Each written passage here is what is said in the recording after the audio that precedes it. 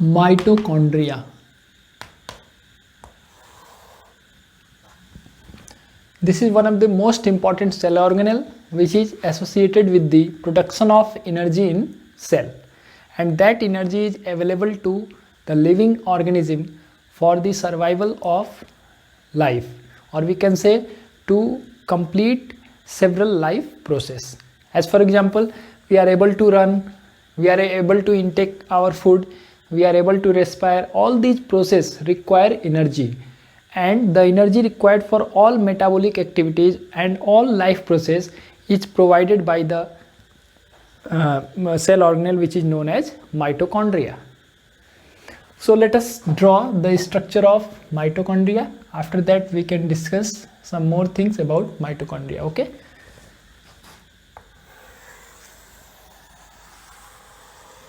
It is oval in structure, and further it has a double membrane, and the inner membrane of mitochondria is thrown into several finger-like structures which are called cristae.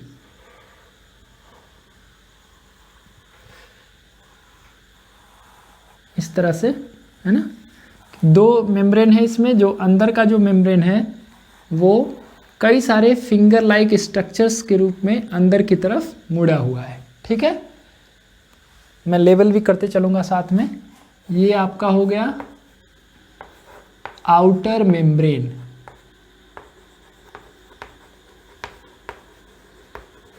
ठीक है। ये आपका हो गया inter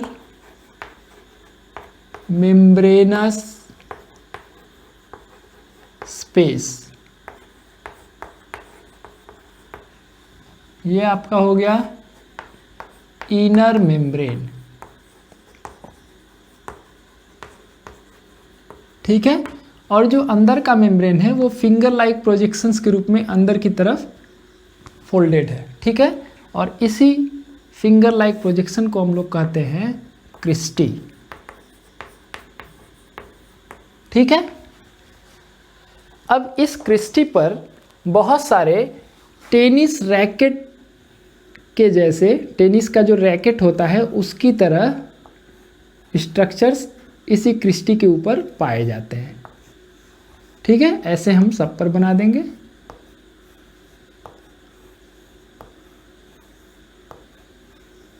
These are very small particles which are similar to the structure of tennis racket and they are present on cristae, ठीक है। अभी हम बता रहे हैं इसका नाम क्या होता है, पहले इसे बना लिया जाए। फिगर जब भी हम लोग को बनाना चाहिए तो नीट एंड क्लीन बनाना चाहिए, है ना। फिगर एग्जाम में भी बनाने को दिया जाता है, सिस्टमेटिकली फिगर को बनाना, उसके बाद से उसको लेवलिंग करना। ये एक इम्पॉर्टेंट स्टेप है बायो को समझने के लिए कि अगर आप फिगर अच्छा से बनाते हैं, सारे लेवल करते हैं सारे पार्ट्स को, तो वैसे ही आपको पता चल जाएगा कि इस स्ट्रक्चर में कौन कौन से इम्पॉर्टेंट पार्ट्स हैं या कौन कौन से इसके जो कौन कौन से इसमें से इसके पार्ट्स हैं, ये चीज़ हम लोग जान सकते हैं, ठीक है।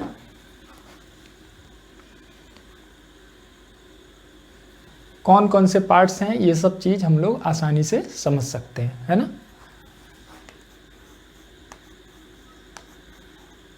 इस तरह से ये कंप्लीट हो जाता है, ठीक है।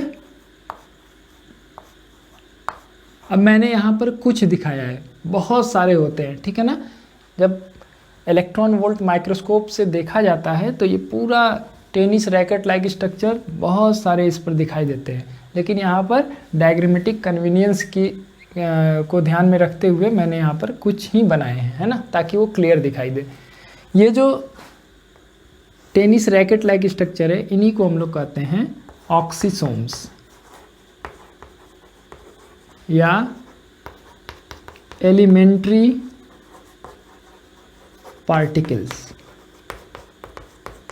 या इसी का एक और नाम है F1 पार्टिकल्स, ठीक है।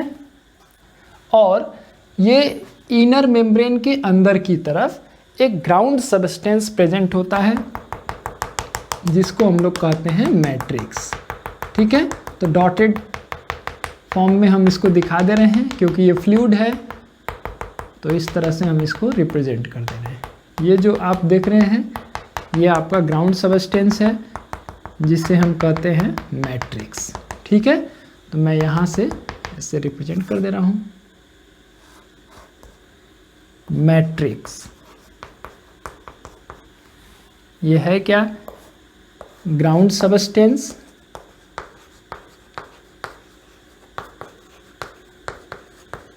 which contains several respiratory enzymes। ठीक है, इसमें बहुत सारे एंजाइम्स प्रेजेंट होते हैं जो कि रेस्पिरेशन से रिलेटेड है। रेस्पिरेशन कहने का मतलब यहाँ सेलुलर रेस्पिरेशन की बात हो रही है, मतलब ऐसा प्रोसेस जिसमें हमारा जो फूड है उसका ऑक्सीडेशन होता है और उससे एनर्जी प्रोड्यूस होती है। इस प्रोसेस को हम लोग कह रहे हैं cellular respiration.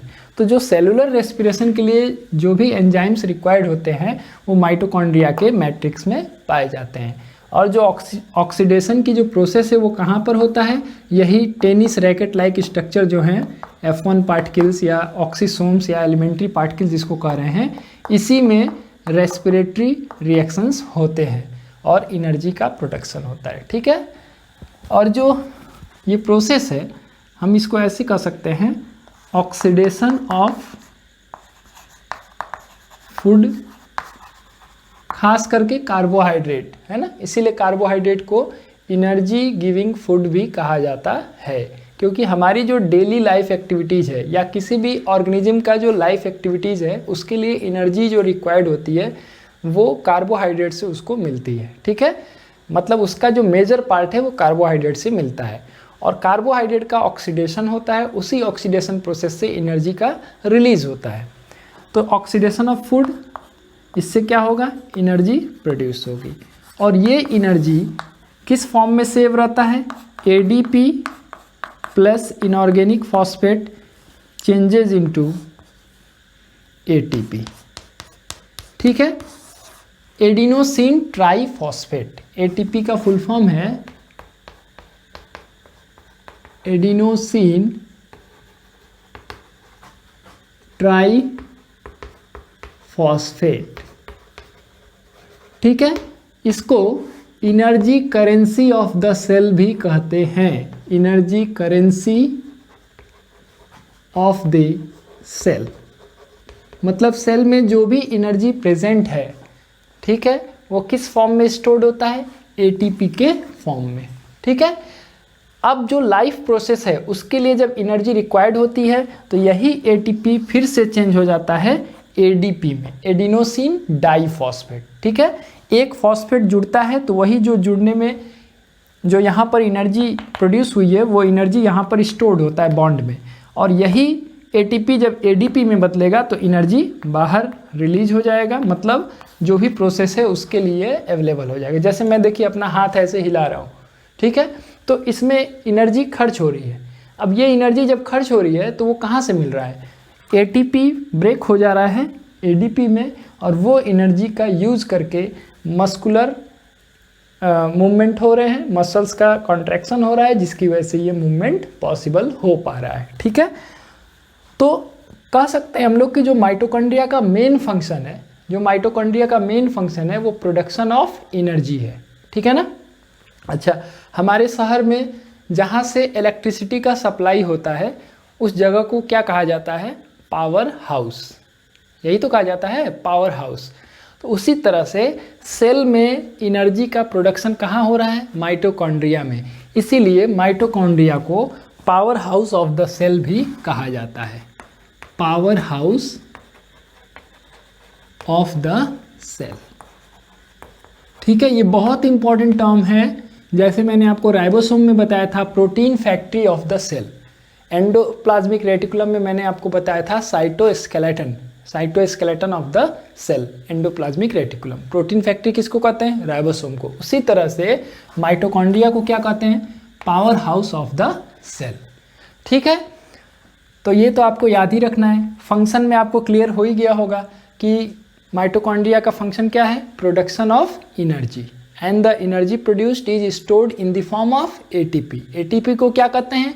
Energy currency of the cell, यानी ये एनर्जी का सिक्का है। ठीक है ना, सेल जो है एनर्जी एटीपी के फॉर्म में ही स्टोर करता है। ठीक, अच्छा, माइटोकॉन्ड्रिया जो नाम है इस पर भी थोड़ा सा डिस्कशन कर लेते हैं हम लोग।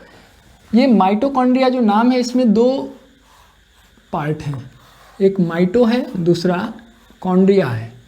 तो ये जो है जब इसको लाइट माइक्रोस्कोप में देखा गया, ठीक है, यानी कंपाउंड माइक्रोस्कोप से जब देखा जाता है माइटोकॉन्ड्रिया, तो वो कुछ इस तरह से दिखाई देता है, ऐसे ऐसे। ठीक है, मतलब थ्रेड लाइक। माइटोस मीन्स होता है thread, mitos is equal to thread, और कॉन्ड्रियन मीन्स होता है ग्रेन्यूल्स, ग्रेन्स की तरह। ठीक है ना, ग्रेन्स की तरह होगा। तो इसीलिए ये थ्रेड लाइक या ग्रेन्स की तरह दिखने की वजह से ही इसका नाम माइटोकॉन्ड्रिया पड़ा। लेकिन बाद में जब हाई मैग्नीफिकेशन का यूज करके इलेक्ट्रॉन वोल्ट माइक्रोस्कोप से जब इसके स्ट्रक्चर को देखा गया, तो ये double membranous bag like structure के रूप में दिखाई दिया। देखिए मैं बैग लाइक स्ट्रक्चर बना दे रहा हूँ, ये बैग लाइक स्ट्रक्चर है, यानी ओवल शेप में। ठीक है ना, बैग लाइक स्ट्रक्चर की तरह ये दिखाई देता है। इसको कट करने पर ऐसा कुछ दिखाई देगा उसके सेक्शन में। दो मेम्ब्रेन होंगे, अंदर का जो मेम्ब्रेन होगा वो फिंगर लाइक प्रोजेक्शंस में फोल्डेड होगा, और इस पर टेनिस रैकेट लाइक स्ट्रक्चर्स पाए जाएंगे, जिनको क्या कहते हैं हम लोग? ऑक्सीसोम्स या एलिमेंट्री पार्टिकल्स या फिर F1 पार्टिकल्स। ठीक है, और जो इनर मेम्ब्रेन है उसके अंदर हम लोग देखेंगे कि ग्राउंड सबस्टेंस होता है, जिसको क्या कहते हैं? मैट्रिक्स, और इस मैट्रिक्स में रेस्पिरेटरी एंजाइम्स प्रेजेंट होते हैं। ठीक है, तो this is all about mitochondria. ठीक है ना, देखिए मैं अभी कह रहा था आपसे कि स्ट्रक्चर आप अच्छे से बनाएंगे, पार्ट्स को सही से लेवल करेंगे, तो ऑटोमेटिकली आपको कुछ याद नहीं करना है, रटना नहीं है आपको। ठीक है, वो आपको बहुत आसानी से याद हो जाएगा। ठीक है ना, और देखिए फिगर जब भी बनाना चाहिए नीट एंड क्लीन बनाना चाहिए। देखिए लेवलिंग भी मैंने किया तो एक तरफ मैंने किया ताकि वो सिस्टमेटिकली दिखाई दे हमको, है ना। ये हम लोग को हैबिट बनानी चाहिए। बायो पढ़ते समय अक्सर बहुत सारे बच्चे सोचते हैं कि बायो एक मेमोरी बेस्ड सब्जेक्ट है, मतलब हमें याद करना पड़ता है, रटना पड़ता है। ऐसा कुछ नहीं है। किसी भी चीज़ को सही तरीके से जब आप करिएगा तो वो आसान होगा। ठीक है ना, जैसे आपको रोटी बनाना है तो कुकर में अगर आप बनाइएगा तो रोटी नहीं बन पाएगा। ठीक है ना, कुकर में रोटी कैसे बन पाएगा? चावल बन जाएगा। ठीक है ना, रोटी बनाना है तो तवा पे बनाना पड़ेगा। ठीक है, तो उसी तरीके से है कि बायो अगर आपको अच्छे से समझना है तो बायो के तरीके से पढ़ना पड़ेगा। ये नहीं कि बुक खोल के या नोट्स ले करके बस उसको याद करे जा रहे हैं, याद करे जा रहे हैं। जब तक आप स्ट्रक्चर नहीं बनाएंगे तब तक बायो आपके लिए ईजी भी नहीं होगा और आप उसको समझ भी नहीं पाएंगे। ठीक है ना, तो आपको ये स्टेप्स फॉलो करने हैं जिससे कि आपके लिए ये सब्जेक्ट काफ़ी आसान हो जाए। ठीक है ना, अच्छा अब हम लोग चलते हैं दूसरा जो ऑर्गेनेल है, माइक्रो बॉडीज। माइक्रो का मतलब ही होता है छोटा, तो माइक्रो बॉडीज क्या होते हैं? ये छोटे छोटे वेसाइकल्स होते हैं। ठीक है ना, छोटे छोटे स्ट्रक्चर्स होते हैं जो कि सेल में पाए जाते हैं। ठीक है, तो मैं इसको लिखूं पहले, they are round vesicles present in the cell. ठीक है, they contain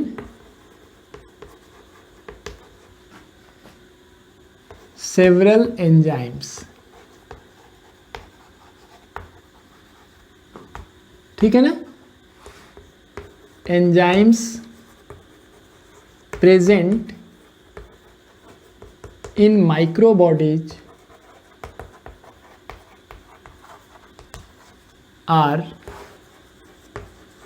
associated with particular function.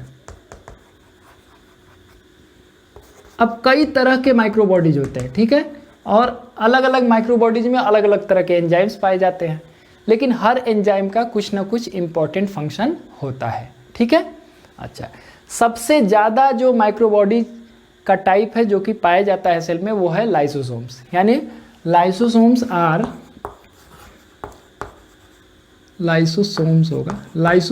Are most abundantly found microbodies, ठीक है, जिनको हम कुछ इस तरह से रिप्रेजेंट कर सकते हैं, ऐसे ऐसे, ठीक है ना। ये सिंगल मेम्ब्रेनस होते हैं, मतलब सिर्फ एक मेम्ब्रेन के बने हुए होते हैं, इस तरह के होते हैं।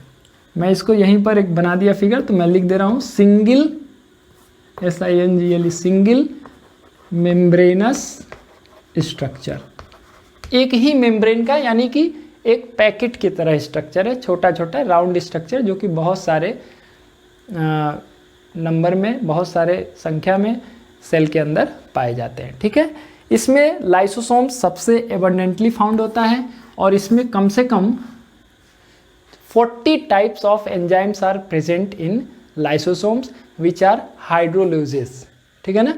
मीन्स लाइसोसोम्स में जो एंजाइम्स पाए जाते हैं वो हाइड्रोलिसिस करते हैं, किसी भी चीज़ को तोड़ने का काम करते हैं, ठीक है ना, यानी कॉम्प्लेक्स फॉर्म को सिंपल फॉर्म में चेंज करने का एबिलिटी उनमें होता है, ठीक है ना। Lysosomes contain about 40 types of enzyme,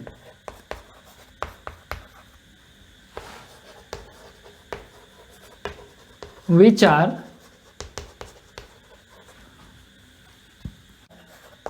hydrolases. Means the important function of enzymes present in lysosomes is the hydrolysis of substance. Hydrolysis का मतलब होता है, हाइड्रो वाटर से रिलेटेड है, लिसिस मतलब होता है तोड़ना, ठीक है। तो मतलब वहाँ पर वाटर भी इन्वॉल्व होगा उस रिएक्शन में, है ना। हाइड्रोलिटिक रिएक्शंस जो होते हैं वाटर के प्रेजेंस में किसी भी कॉम्प्लेक्स सबस्टेंस को सिंपल सबस्टेंस में चेंज कर देना, मतलब उसको ब्रेक डाउन कर देना उसका, ठीक है ना। अब जो लाइसोसोम्स है उसमें 40 टाइप्स ऑफ एंजाइम्स पाए जाते हैं, जो कि किस कैटेगरी के एंजाइम्स हैं, हाइड्रोलेजेस, मतलब दे कैरी आउट हाइड्रोलिसिस, ठीक है। अच्छा, अब अगर हम लोग बात करें लाइसोसोम्स स्पेसिफिक की बात करें, तो लाइसोसोम्स को कहा जाता है सुसाइड बैग्स ऑफ, बैग्स इसलिए लिख रहे हैं क्योंकि कई सारे लाइसोसोम्स पाए जाते हैं, suicide bags of cell of a cell, ठीक है, suicide bags of a cell. देखिए ये यूनिक नेम हो गया किसके लिए, लाइसोसोम्स के लिए। दोनों नाम आपको अच्छे से याद रखना है, power house of the cell mitochondria, suicide bags of a cell lysosomes. Lysosomes are called suicide bags of a cell. अब सुसाइड बैग्स क्यों कहते हैं, देखिए जो लाइसोसोम्स होते हैं वो छोटे छोटे पाउच के तरह से पूरे सेल में डिस्ट्रीब्यूटेड होते हैं। उनमें जो एंजाइम्स पाए जाते हैं इतना ज़्यादा उनकी हाइड्रोलिटिक इफिशिएंसी होती है, हाइड्रोलिसिस करने की इतना ज़्यादा उनमें टेंडेंसी होती है कि बाय द वे अगर लाइसोसोम का जो मेम्ब्रेन है वो रप्चर कर जाए, फट जाए, तो पूरे जितने भी सेल के अंदर स्ट्रक्चर है वो सब का सब डिस्ट्रॉय हो जाएगा, यानी सेल पूरी तरह से ख़त्म हो जाएगा, ठीक है ना। इसीलिए इसको suicidal bags of the cell भी कहा जाता है, ठीक है ना। अच्छा, सेल को मरने की ज़रूरत भी पड़ सकती है कभी कभी। कैसे, मान लीजिए कोई इन्फेक्शन हुआ, ठीक है, कोई इन्फेक्शन हुआ मतलब कोई वायरस या बैक्टीरिया हमारे बॉडी के अंदर एंट्री कर गया, तो वो कुछ सेल को जो है वो डिस्ट्रॉय करने लगा, मतलब सेल को एडवर्सली अफेक्ट करने लगा। तो सेल क्या करेंगे, सेल के अंदर जो लाइसोसोम्स है उस बैक्टीरिया को ख़त्म करने के लिए ऐसा भी कर सकता है कि वो पूरी तरह से सेल को ही डिस्ट्रॉय कर दे, यानी सेल डिस्ट्रॉय होगा तो उसके अंदर जो बैक्टीरिया है वो भी मर जाएंगे और बाकी सेल इन्फेक्ट होने से बच जाएंगे, ठीक है ना। समझ रहे हैं कि बाकी सेल का डिस्ट्रक्शन होने से बच जाएगा, यानी ऐसे कई सारे सेल हैं मान लीजिए, ठीक है, ये कई सारे सेल हैं ऐसे, क्योंकि हमारे बॉडी में कोई भी स्ट्रक्चर है वहाँ एक सेल दो सेल तो है नहीं, बहुत सारे सेल हैं। अब मान लीजिए कि इस पार्टिकुलर सेल में बैक्टीरिया का इन्फेक्शन हो गया है। तो यहाँ जो लाइसोसोम प्रेजेंट हैं वो अगर रप्चर कर जाए, फट जाए, तो उसमें जो एंजाइम रिलीज होगा उससे ये पूरा सेल डिस्ट्रॉय हो जाएगा, पूरी तरह से डिस्ट्रॉय हो जाएगा। अगर डिस्ट्रॉय नहीं हुआ होता तो बैक्टीरिया भी डिस्ट्रॉय ही कर देता उस सेल को और अपनी जनसंख्या भी बढ़ा लेता, अपना पॉपुलेशन भी बढ़ा लेता, जिसकी वजह से वो बाकी के सेल को भी अफेक्ट कर देता। लेकिन ऐसा नहीं हुआ, लाइसोसोम जो है रप्चर कर गया, ठीक है, जिसकी वजह से ये पूरी तरह से सेल को ही डिस्ट्रॉय कर दिया। अब वहाँ जितना भी बैक्टीरिया का कॉलोनी ग्रो कर रहा था वो पूरी तरह से खत्म हो गया, ठीक है। तो इस तरह से जैसे कैंसर के लिए क्या है, कैंसर अगर किसी पार्ट में हो जाए, मान लीजिए कोई पार्टिकुलर पार्ट में अगर कैंसर हो जाए, अगर नहीं ठीक हो रहा है तो उसका लास्ट ऑप्शन यही होता है कि उस ऑर्गन को काट करके बाहर निकाल दिया जाता है, अगर कोई वाइटल ऑर्गन नहीं है तब, ठीक है। जैसे मान लीजिए कि यहाँ पर लंप फॉर्मेशन होने लगे हाथ में, तो ऑप्शन क्या है, पहले तो उसको ठीक करने का प्रयास किया जाएगा, लेकिन नहीं ठीक होगा तो यही होता है कि ऑर्गन को काट करके हटा दीजिए, कम से कम वो फैले ना, ठीक है। तो इसलिए सुसाइड करना भी कभी कभी ज़रूरी हो जाता है सेल के लिए, बाकी स्ट्रक्चर्स को बचाने के लिए, ठीक है। उसके अलावा सेल के अंदर भी बहुत सारे चीज़ों का डाइजेशन होता है ना। मैंने शुरू में ही आपसे कहा था कि जो भी फंक्शन कोई लिविंग ऑर्गेनिज्म करता है वो अल्टीमेटली किसका फंक्शन होता है, सेल का होता है। यानी हम लोग खाना का डाइजेशन हमारे बॉडी में होता है इसलिए क्योंकि वो सेल भी फूड को डाइजेस्ट करता है। तो जो डाइजेशन ऑफ फूड है, ठीक है, या फॉरेन पार्टिकल्स का इंट्रासेलुलर डाइजेशन है, या वॉर्न आउट ऑर्गेनेल्स, जैसे ऐसे ऑर्गेनेल्स जो कि डैमेज हो गए, ठीक है। जैसे मान लीजिए आप दौड़ रहे हैं, आप गिर गए, चोट लग गया, तो बाहर से तो थोड़ा सा स्किन डैमेज हुआ है, लेकिन एक्चुअल में अगर हम लोग एनालिसिस करें तो बहुत सारे सेल को भी तो वो चोट पहुंची होगी, और सेल को चोट पहुंची होगी तो सेल के अंदर के ऑर्गेनेल्स भी तो डैमेज हो सकते हैं। तो ऐसे केस में लाइसोसोम 3 इंपॉर्टेंट फंक्शन करता है। पहला, इंट्रासेलुलर डाइजेशन, यानी सेल के अंदर कोई भी फूड मटेरियल्स को डाइजेस्ट करने का काम। दूसरा इंपॉर्टेंट फंक्शन है डाइजेशन ऑफ फॉरेन बॉडीज, ठीक है ना, यानी बैक्टीरिया, वायरस जैसे माइक्रो ऑर्गेनिजम्स का हमारे सेल के अंदर अगर एंट्री हो जाए, उनका अटैक हो जाए तो उनको मारने का काम लाइसोसोम्स करते हैं, ठीक है।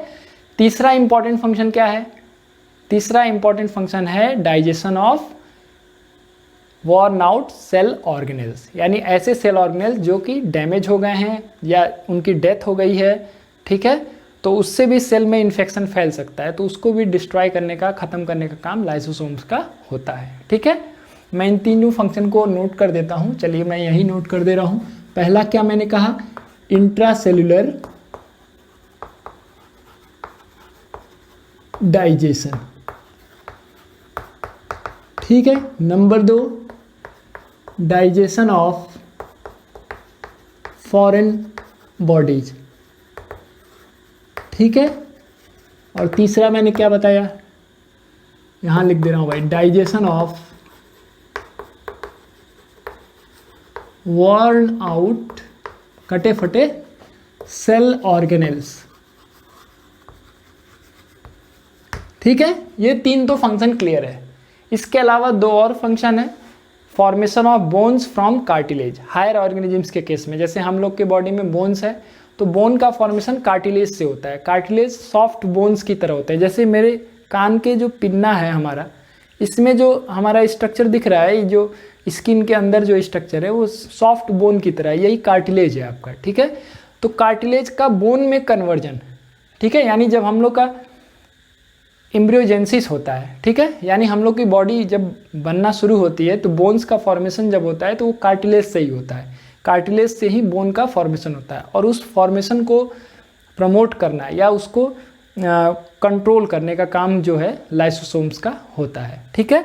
तो उसको भी मैं नोट कर दूंगा, कहाँ नोट करूँ, मैं यही नोट कर देता हूँ, ठीक है, यहाँ पर मैं नोट कर दे। चलिए, formation of bones from cartilage, ये चौथा फंक्शन है किसका, लाइसोसोम्स का, formation of bones from cartilage, ठीक है। और लास्ट एक इंपॉर्टेंट फंक्शन मैं काउंट कराऊंगा, Metamorphosis. This is very important function of lysosome, Metamorphosis, ठीक है। मेटामॉर्फोसिस क्या होता है, देखिए जैसे इंसेक्ट होते हैं, ठीक है, इंसेक्ट में क्या होता है, इंसेक्ट्स आर एग लेइंग, ठीक है ना, अंडे देते हैं वो। तो एग से पहले क्या बनता है, पहले एग से बनता है लार्वा, और लार्वा से बनता है एडल्ट, ठीक है। ये 3 स्टेप होता है, पहले एग, फिर लार्वा, फिर एडल्ट। तो लार्वा से एडल्ट का बनना, ये जो प्रोसेस है कि लार्वा से एडल्ट का बनना, इसमें क्या होता है कि लार्वा में जो स्ट्रक्चर्स दिख रहे हैं उन स्ट्रक्चर्स में कुछ मॉडिफिकेशंस होते हैं, ठीक है। बहुत सारे आप इंसेक्ट को देखेंगे कि उनका जो लार्वा स्टेज होता है वो कीड़े की तरह होता है, वो रेंगते हैं, ठीक है। लेकिन वहीं पर अगर एडल्ट स्टेज है तो वो उड़ने की एबिलिटी आ जाती है। जैसे आपको एग्जांपल दूं मैं हाउस फ्लाई का, ठीक है, या सिल्क वॉर्म का। सिल्क वॉर्म क्या होते हैं, सिल्क वॉर्म में उड़ने की एबिलिटी होती है, ठीक है ना, वो एक इंसेक्ट है, ठीक है, लेकिन उसका जो लार्वा फॉर्म होता है वो वॉर्म लाइक होता है, वो रेंग के चलने जैसा, रेंग के तो नहीं चलता है लेकिन उस तरह से वो चलता है, ठीक है ना। मैं यहाँ थोड़ा सा एक फिगर बनाऊंगा, देखिए ये लार्वा स्टेज है, ऐसा, ठीक है, ये लार्वा स्टेज है आप देखिए। और एडल्ट स्टेज आप देखेंगे तो कुछ इस तरह से आपको दिखाई देगा।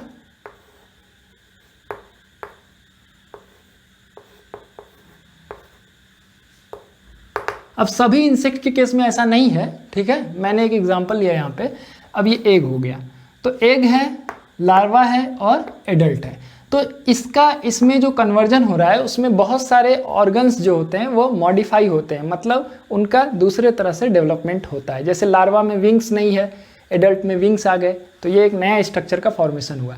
तो लार्वा से जो एडल्ट का जो कन्वर्जन है, इस प्रोसेस को हम लोग कहते हैं मेटामॉर्फोसिस, ठीक है। तो ये प्रोसेस को भी प्रमोट करने का काम लाइसोसोम्स का होता है, ठीक है। कुछ जो नॉन यूजफुल स्ट्रक्चर्स हैं उनको डिस्ट्रॉय करना और यूजफुल स्ट्रक्चर्स के फॉर्मेशंस को प्रमोट करना, ये भी एक इम्पॉर्टेंट फंक्शन होता है माइक्रोबॉडीज में जो लाइसोसोम्स हैं उनको, ठीक है।